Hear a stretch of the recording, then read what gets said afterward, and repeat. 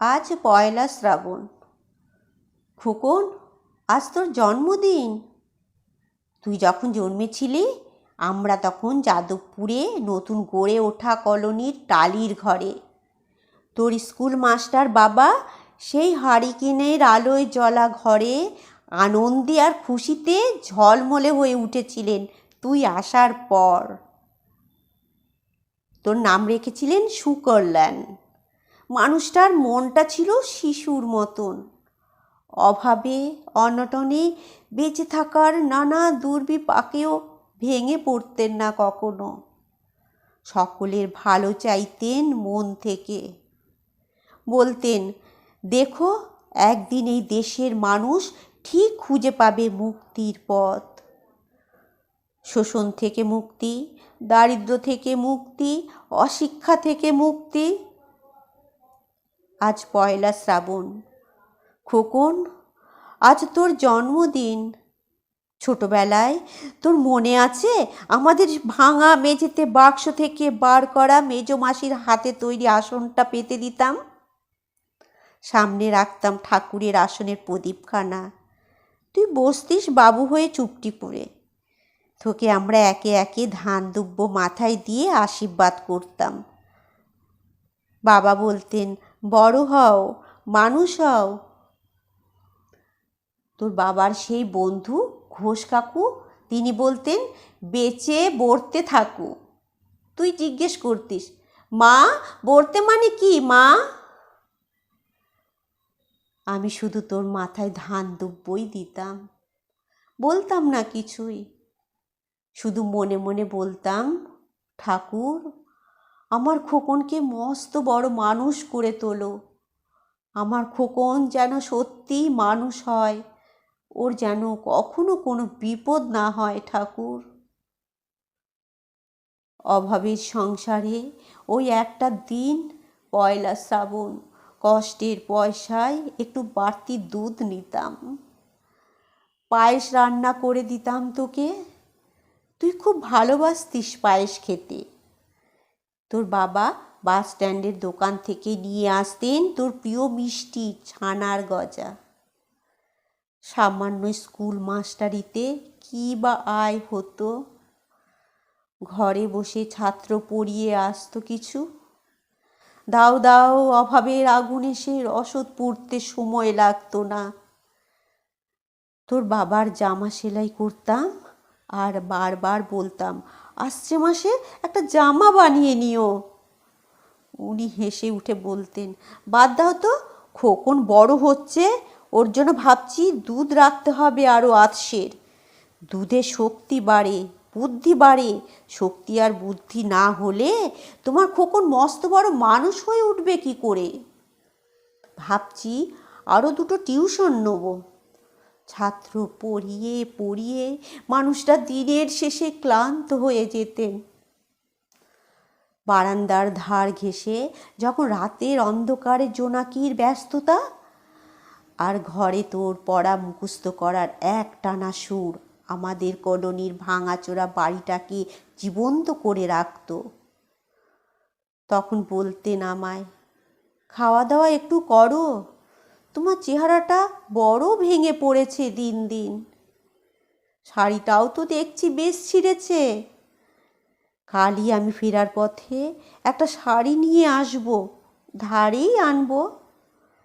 আমি বলতাম, ধুর, সামনে খোকনের উঁচু ক্লাসের কত বই পত্তর কিনতে হবে, কত খরচ। উনি দীর্ঘশ্বাস ফেলে চুপ করে যেতেন। জোনাকিরা নিঃশব্দ অদৃশ্য আলোয় আলপনা আঁকত উঠোনের আগাছার ঝোপে। আবহ সঙ্গীতের মতো তুই ভেতরে ঘরে বসে পড়া মুখস্থ করতিস। ইতিহাস, ভূগোল, গ্রামার। ঈশ্বর আমাদের নিরাশ করেননি। তুই কত বড় হলি, সব পরীক্ষায় কত ভালো ফল হলো তোর। বাবা বললেন, আরও পড়ো, উচ্চশিক্ষাই উচ্চ সম্মানের একমাত্র পথ। তুই আরও পড়লি। তারপর তোর চাকরি হলো কত বড় অফিসে।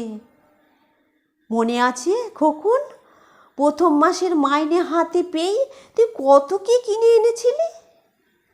তখন তো আমরা উঠে এসেছি শ্যামবাজারে, 2 কামরার বেশ সাজানো গোছানো বড় ফ্ল্যাট। তোর অফিস থেকেই তো দিয়েছিল।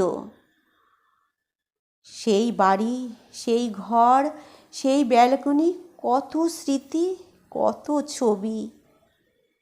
ওই বাড়িতেই তো আশ্বিনের ঝড়ো বিকেলে, তোর মনে আছে খোকন, তোর বাবা যে দিনটাতে চলে গেলেন, মনে আছে?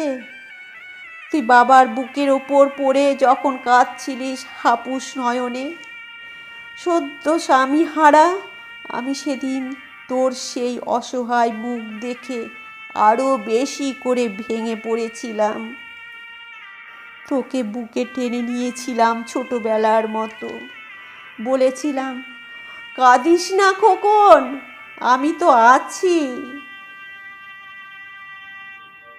আজ পয়লা শ্রাবণ, কলকাতা থেকে অনেক দূরে মফস্বলের এক বৃদ্ধাশ্রমে আমি একেবারে একা খোকন।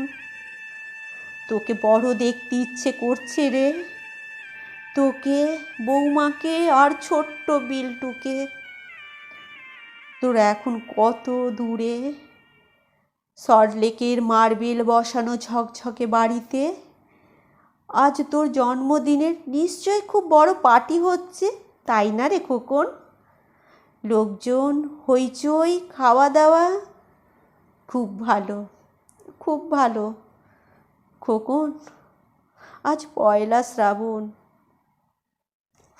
আমার বড় মনে পড়ছে যাদবপুরে ভাঙা ঘরে রাত্রে তুই আমার পাশে শুয়ে মাঝে মধ্যে হঠাৎ খুব ভয় পেয়ে জড়িয়ে ধরতিস আমাকে। আমি বলতাম, ভয় কী রে, আমি তো আছি, মা তো আছে খোকনের। যার মা থাকে তাকে কি ভূতে ধরে? তুই নিশ্চিন্ত হয়ে ঘুমিয়ে পড়তিস আমার বুক জুড়ে।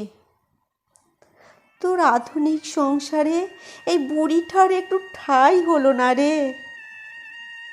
প্রতিমাও তো মা, ওরও তো আছে আমার খোকনের মতো কোল আলো করা এক চাঁদের টুকরো। কিন্তু সময়ের কি আশ্চর্য পরিবর্তন খোকন। তুই বোধহয় আর এখন পায়েস খাস না, তাই না রে? তুই জানিস না খোকন, আজ আমি সকালে পায়েস রান্না করেছি। হ্যাঁ, তোরই পাঠানো টাকায়। সারাদিন সেই পায়েসের বাটি সামনে নিয়ে বসে আছি রে এখানে, এখানে এই বৃদ্ধাশ্রমে, আমার একলা ঘরে, আর কেউ নেই। তুই একবার আসবি খোকন, একবার, শুধু একবার।